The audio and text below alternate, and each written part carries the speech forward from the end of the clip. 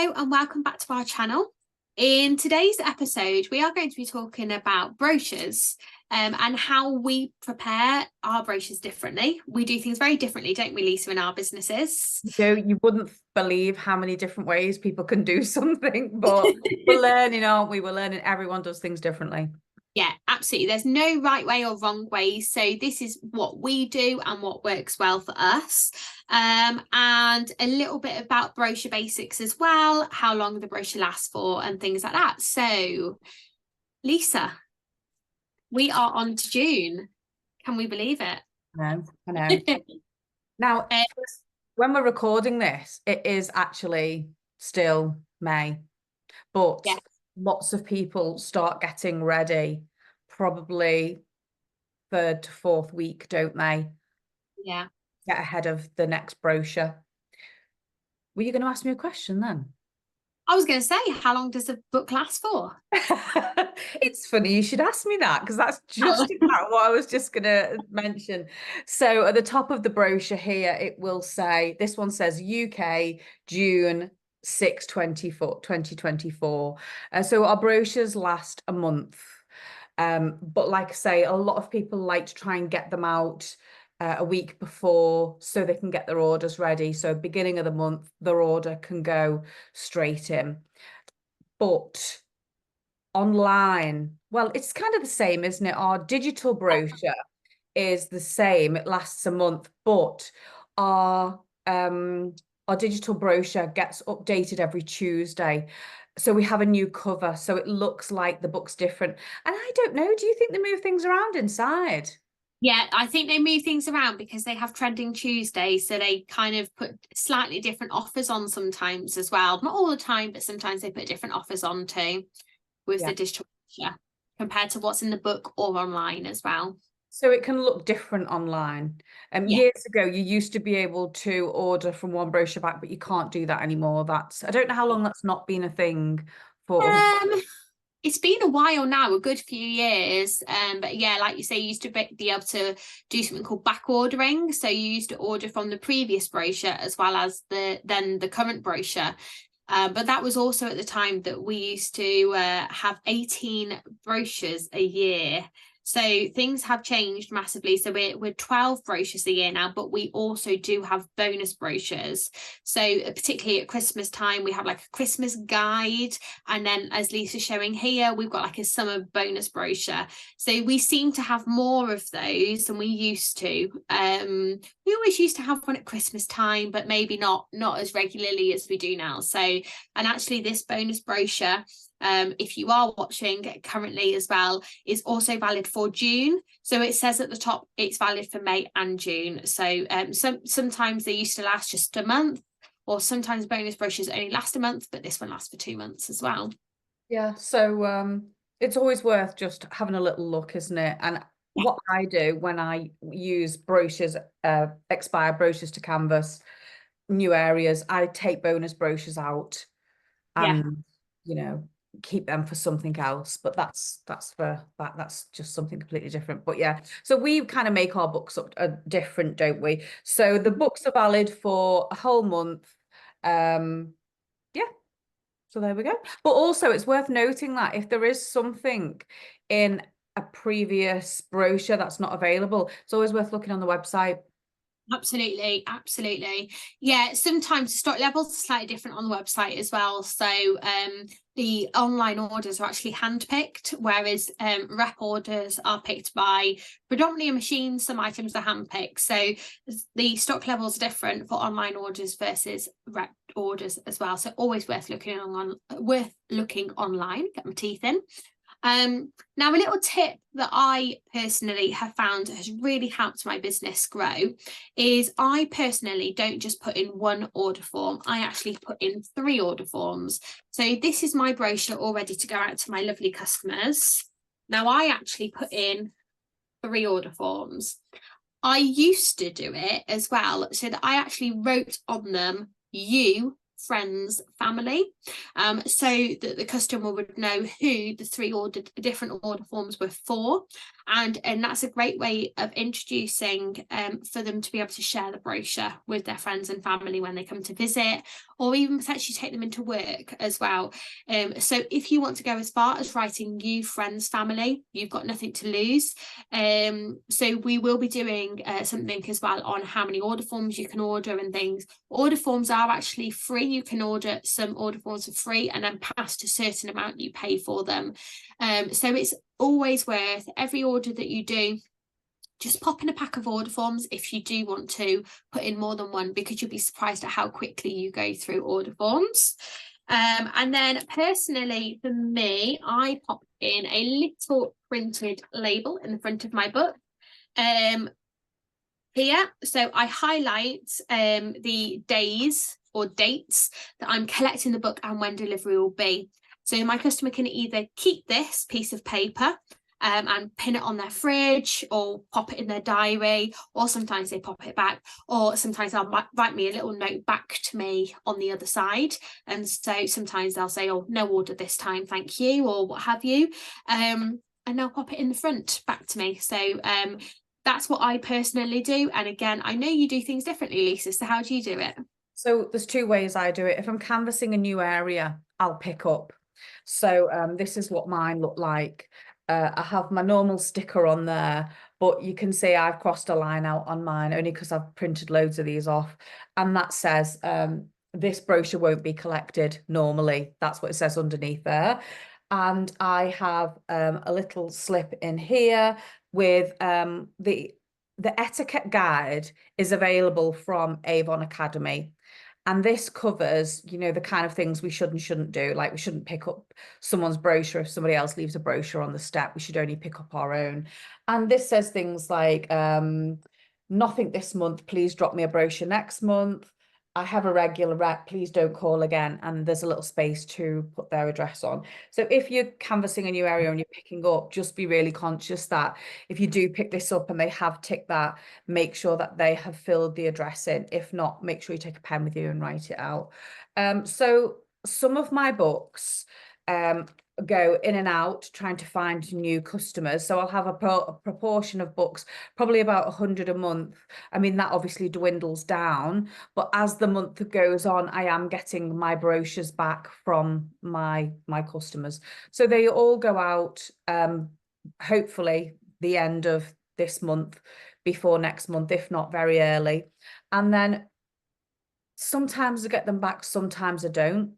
My customers, I always say to them, either I'd love you to pass it on to somebody else, or, you know, sometimes people will order twice a month because they don't always run out of deodorant at the same time. People get paid different times of the month. So my customers kind of are used to keeping the brochure. And some of them will give it me back when I deliver the order. So if I've got an order in early and I'm delivering, say, week 1 or week 2 of that campaign, I am getting quite a lot of books back, which I'll then reuse to, you know, they'll bulk out my finding new customer streets. So, and inside I put one order form, and I have a little slip for explaining a little bit about me, has my QR code on for my shop, my phone number, and on the other side it's just a little recruitment slip. So if somebody was thinking, well, actually I'd like to join, the information's all on there as well. And a lot of people keep these, give me that back, but they'll keep that. So that's how my brochures prep. Like I say, I've got 2 ways. These ones like this come with me like this to the market. My regular customers, so for example, I've got orders going out today and tomorrow. Well, they've already gone today. So they're going to get next month's brochure in their order. I'm not going to put it in a plastic bag, you know. Sometimes I will, if I'm conscious that things could fall out, expire brochures. But generally, on the whole, if it's a customer and I'm not picking the book up, I don't use plastic bags through the door. And obviously, if it's going, you know, like you've got a stand, I've just bought some actually, so I'm going to make the stickers for them this week. But I would probably, sometimes I don't put them in plastic bags in shops, but I do put a post-it note on saying, please take one, because they're normally flat, but I like the way you do it now. So I'm copying that. And why not? Why not? Yeah, it's one of those, everyone does it a different way, and there's no right or wrong way at all. I mean, I personally use bags only because I do collect my books. Like you were saying, you don't really collect your books in. I do, only because I've got so many customers as well, so I reuse my books. So I do something called zones, and again, we'll cover that in a different episode. But I reuse books for different zones, so I need that book back and I need it in a good dry condition. So that's why I personally use the bags, but I equally reuse the bags as well. I have a couple of customers who have dogs who like to attack a book when I go through a door, so sometimes the book doesn't necessarily get calmed, but the bag does. So there are a couple of times I get a bag, it has to go in. I know some people put samples in when canvassing a new area. I don't do anything like that. I never put things like biscuits in. I never put tea bags in. I never put samples in, because I don't know if there's a dog in that house, or in my case, a cat that loves chewing plastic. If that came in, if anything comes in our door, the cat's all over it. So I'm really conscious that not posting things within the brochures. So I probably only really keep samples and extra bits and that for people going in with their orders. That's just how I do it. Other people like to do different things. So it just depends, doesn't it? But you put samples and biscuits and things in your box, don't you? Which I know we're going to talk about in another episode. Yeah, my boxes for businesses, which again, like we say, we'll cover in another episode. I do put a couple of biscuits or tea and coffee in them, but they are physically handed in to a business where I'd like to think there are no animals. I'd like to think there's no animals in the doctor's surgery or what have you. And it goes in the staff room. So I do schools, I do doctor's surgeries, I do dentists and things like that. So and it's either for the staff room, is where I put biscuits in, or it's slightly different if it goes in like the waiting area. But again, we'll cover that in that subject. But yeah, that is when I do biscuits and tea bags, and personally, but it's being physically handed over to somebody and no animals are seen. And this is what you might hear people refer to as either Avon Angels, or, as I've heard it called today, brochure buddies. Oh, I like that. Have you heard that one before?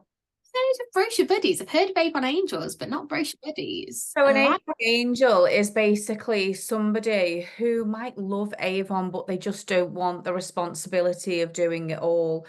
So we might say to them, look, here's a couple of brochures, hand them out at work, get us some orders, and we'll give you a little discount or a free product. Now, again, this depends what you can afford, what level you are. Please do not try and copy somebody else. Make sure that you're giving what you can afford, or if you can't, and you're just getting going, then just ask people to do you a favor, basically. But you've got to remember, not everybody is on the same commission level. If somebody's on 32%, it's very different from somebody who's on 10 or 20, 25 or 30%.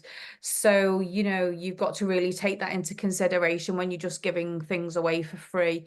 You need to really build that up. So I probably, with some of my brochure buddies or Avon Angels, I probably give free gifts. I would give a little free gift to them and a couple of samples as a thank you. It just depends what orders they're generating for you, really. So just bear that in mind. What would you recommend, Amy? What would you do? Yeah, so kind of like what you said, really. I have a couple of different Avon Angels, and it depends on how many orders or amount is in those orders, should I say, that is generated, depends on what I give them. So I will give a variety of different things, either money off their own order, a percentage off their own order, samples, a smaller gift, so like a purse spray or a hand cream or something, or a larger item. If I used to have she's actually become a representative now, but when she was my Avon Angel, she used to collate about 10 to 15 orders for me,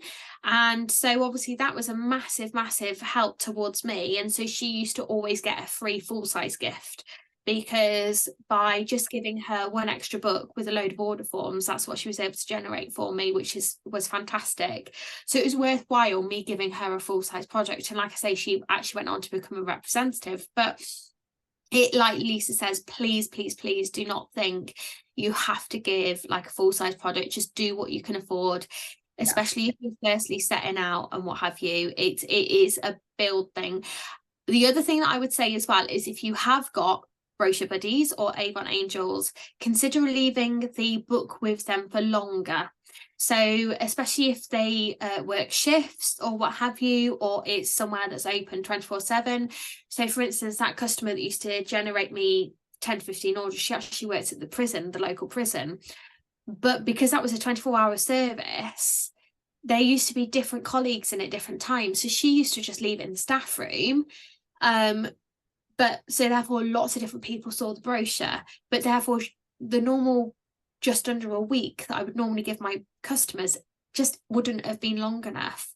So I always make sure that I deliver to her at the beginning of the month and I collect at the end of the month, so that she's got like at least 2 weeks, ideally 3 weeks. But that's just me personally. But I know that that's the situation. If you've got someone that's sharing it with their friends and family, they may need a little bit less time. That family member could see them on a daily basis, or twice or 3 times a week. So just kind of put the feelers out there, and always try and be open about leaving a brochure for longer if a customer asks that as well. You know, encourage them to message you so you're not having a wasted trip. But if a customer would like a brochure for a little bit longer, if you can, I know in certain circumstances it wouldn't be available, but you know, if you can, try and be accommodating towards that, because it might actually get you some extra orders as well. So and we'd love to hear from you in the comments as well, what you do, whether you're a customer, how long do you like to have a brochure, if you're a rep, how do you work this for you? Because I think sometimes when you share that with other people, how you do it, sometimes things will click differently. You know, if you have a full-time or a part-time job and you're trying to make this work around you, there's no point listening to Amy saying, well, I do this on a Thursday and then I do this the following week, because you'll be like, I just can't do that. So you just have to find pockets of time. I think at first, you know, we're mentioning like big numbers, you know, of brochures, but getting started, sometimes it can be 20 brochures, it can be 40 brochures, it can be 60. And that's kind of how it worked for me. I was building up each campaign and having, you know, needing more brochures because I had more customers.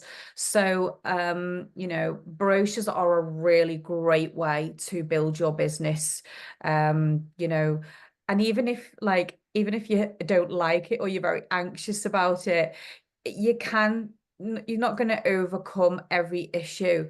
It does get easier. You find ways. I'm a crank, aren't I, Amy? you are. Absolutely. Like, come join my crank club.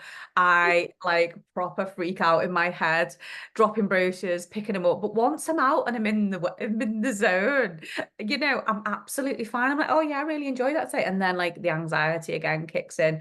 But you know, you're not alone. If you're feeling like this, you'll be surprised how many reps have huge rounds who, you know, this is the bulk of their money, how they make it. And, you know, there are more people who feel like this, so don't feel like you're feeling on your own. You know, it is daunting. It is daunting. I mean, to put it in perspective as well, when I was starting to build up my business, I used to give all of my brochures the book for a month. And another thing is, you may have heard the term one-stop selling. So that is where, when you collect one book, you deliver the next in that same visit. So you're not, if someone hasn't placed an order, you aren't going then out as an extra journey to go and deliver them the brochure. Yeah. So that was talking about before, wasn't it? That's what I do. Yes. Yeah. So you do one-stop selling without realizing it. So there we go. So yeah, so when I first started building up my business, that is what I used to do. And then as I have gained more and more customers, it was more cost effective for me to reuse my books. I think I'm at the point now where I'm probably going to have to look at sections of picking them up and even just to reuse them, you know, to canvas new streets, because, you know, as it gets bigger, you're like, oh. Yeah, it So, does. Gets like that. and sometimes people don't realize that, you know, we have to buy the books. Yeah. Yeah, we do. And depending on your level, depends on how much they are. But yes, we do buy the books. We do buy the books. And the bags, you get them in your kit. Like when you join, you get so many free. I think you can opt out if you want to of books. I wouldn't advise it. I'd get the books because they're a great tool. It doesn't actually cost that much more to opt out. But yeah, I think, you know, get the books and have a go, because it's really doable. Like, coming from a background of somebody that's had a physical bricks and mortar business, you know, we don't have that many overheads as reps. You know, when I had my shop, it was like council tax, the shop, the rent, the rates, water bill, electric bill, having the bins emptied, paying a music license, buying toilet roll, cleaning stuff. The overheads were ridiculous. So like when I look at how low my overheads are now, I just think, gosh, you know, buying books is nothing. It really isn't, you know, compared to it. And you just have to be savvy with, you know, I'm going to spend X on books, and I'm going to get them in and out of doors, and you know, use them to generate me orders, because that's what it's there for. So that's a little bit about Brochure Buddies and Avon Angels. You're going to cover the next one, aren't you? If you can find out where customer works, or have we done that one? Yeah, no, we haven't. So basically it's try and find out where your customer works. If your customer works in a public place, so like I was mentioning about my customer who works at the prison, so although that's obviously not open to the public, there's a lot of people that work there. Just ask, do you know whether you might be able to take a brochure in for me at all to your workplace? Because then they can become an Avon Angel. Explain what you could give them or what you could offer them in lieu of taking a book in for them. And it's surprising how quickly your business can grow if it comes as a natural conversation about where they work. You know, or sometimes I've had a customer saying on delivery day, or if they've forgotten to put the book out, oh, I'm so sorry, I've got to do it. I was at work, or, you know, I'm really sorry, I won't be there for delivery day, I'll be working. It's an easier way to strike up a conversation. Oh, where do you work? You know, or what do you do, or what have you? And then if for some reason it's a public place, then just ask. You know, the worst they can say is no, and you're in no worse position than what you were before. So just try and put the feelers out, really. Or if it's a friend that you know works in a public place, just see what the likelihood of you being able to take a book in, whether it's to the staff room, or you know, that you may even be able to put some books out on display if it is somewhere for the general public that go there as well. So it's surprising how many people will do that for you as well, which is really lovely. Yeah, I always keep a few in my car, but you know, if people have got prams, keep them in your pram, in your bag. You know, it's quite easy to pop one in anywhere, especially like, I mean, we're filming this now, it's half term, you know, people are going to the park, they're going to different places, soft play, they're going to places that they don't normally go to. But thinking ahead for things like summer holidays, Christmas holidays, half terms, there's always something coming up in 6 weeks' time, isn't there? So think about those kind of places. If you've got them with you, it's easy to sort of ask there and then. And if not, you know, otherwise you've got to kind of go and stock up and get one, haven't you? So the big question on everybody's lips, how long do we leave the brochure? So me personally, and I do this more on the basis of what childcare I have. So I actually collect my brochures on a Thursday, because I know that is a childcare day that I have. And then I normally deliver the following Sunday. So I actually get my order delivered way before then, and normally it's packaged for a few days beforehand. But it just allows enough time. If anything's missing, then I can have a look or ask around whether I can potentially replace that item, or it comes into stock in the meantime. But also, if a customer wants to order more urgently, it gives me that time to do that. So that's me personally, but that's just more on the basis that I have childcare on those days. But again, there's nothing right or wrong. Yeah, you're also a VIP rep, so your orders are big.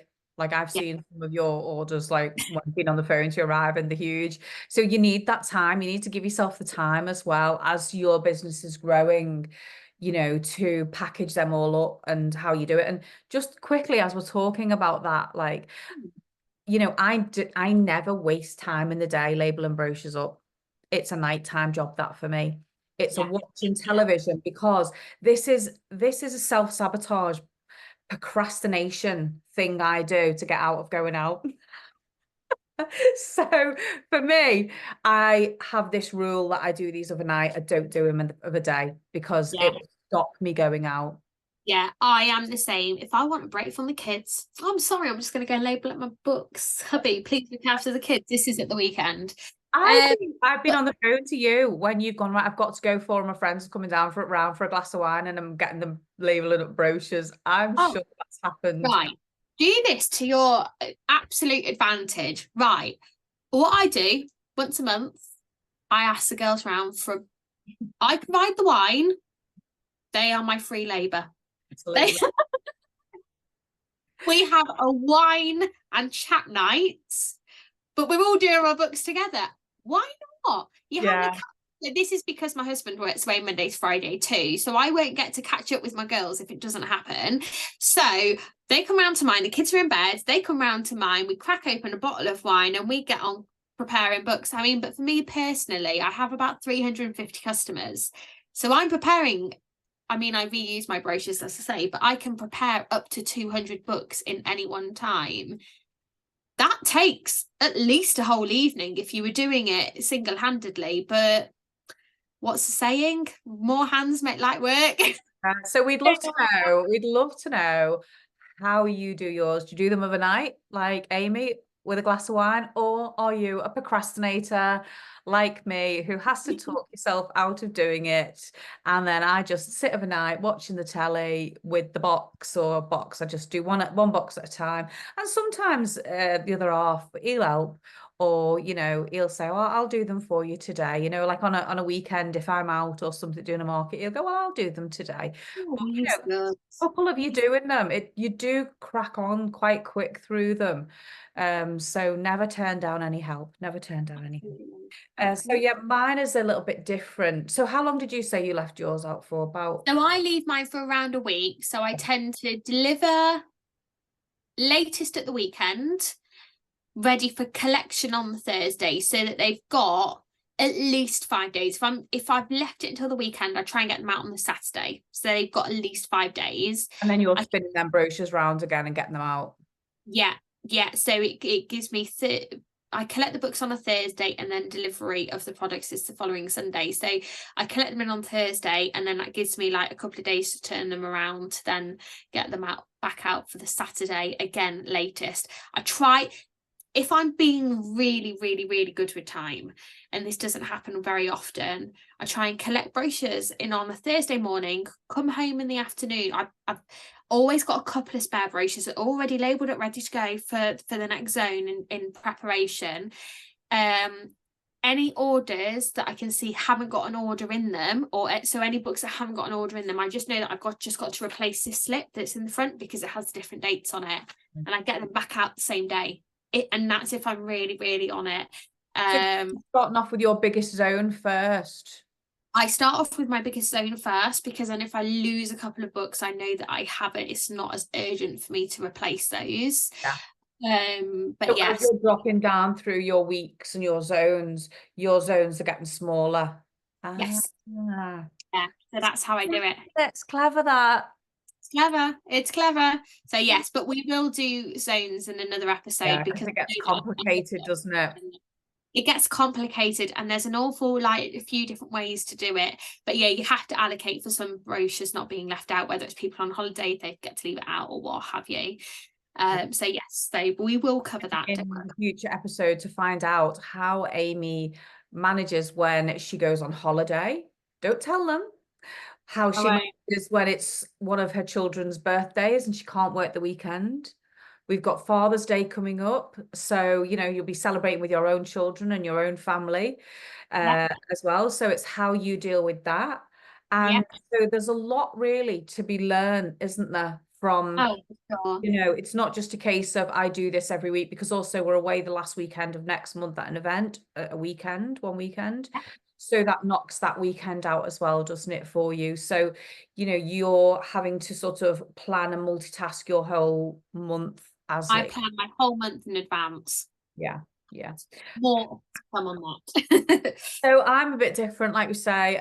My ones that if people pick them up at markets, they could end up anywhere. Sometimes people do a digital order, they pass them on to other people. I tend not to get them back. That's quite difficult when people take them on a market.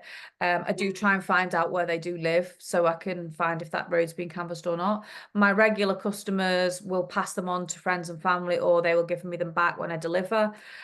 These ones, so this is just different. I have an Etsy shop that I've made these printables. So if anybody needs help with any, then head over to the the caption, and have a little look at that. So I print 4 of these on a sheet. So I've got every day of the week, because again, things change, things are different. So this was from last week when I picked up on the Friday. This is one left from there. You know, it just depends week to week. Sometimes I might leave them 3 days, sometimes I might leave them 4 or 5. I might leave them over the weekend, drop on a Friday, pick up on a Monday. It's just really organic and flexible. I don't really have any hard and fast rules. It's just as and when I kind of can fit in extra canvassing. I'm going away tomorrow to visit some family. I won't be back till Monday, so I haven't got any out to collect at the moment in. So it's just, my months are just building up, learning from everybody, really. You know, other people, how they do it, and trying to find a pattern that fits me. And there's no right or wrong way whatsoever. I mean, I'm always learning. I mean, any hints and tips I'm always grateful for as well. So, you know, and I'm learning so much off you as well, you know. I've learned about one-stop selling today, so I've never heard of that before, but there we go, I've learned that. There we go. So I think we've pretty much covered everything today in today's episode of Brochure Basics. So we hope you've really found some value in it. If you have, we'd love it if you could support us by liking this video, if you've managed to get this far, and commenting, because we really value that. That really helps our channel. It helps other people as well. You know, we're here trying to share all our tips with you. We'd love some feedback. Please feel free to reach out. And if you would love to email us, then you would be more than welcome to. Our email is 𝗃𝗏𝗂𝗏𝗂𝗏@gmail.com. So feel free to email us over any questions that you may have, and we'll do our very best to answer those for you. So yeah, I think that's it. Please don't forget to like and subscribe. I think we've covered everything there today, Amy. Do you? I do indeed, and I really hope you found this useful. Yeah, thank you very much, and we'll see you next time. Bye.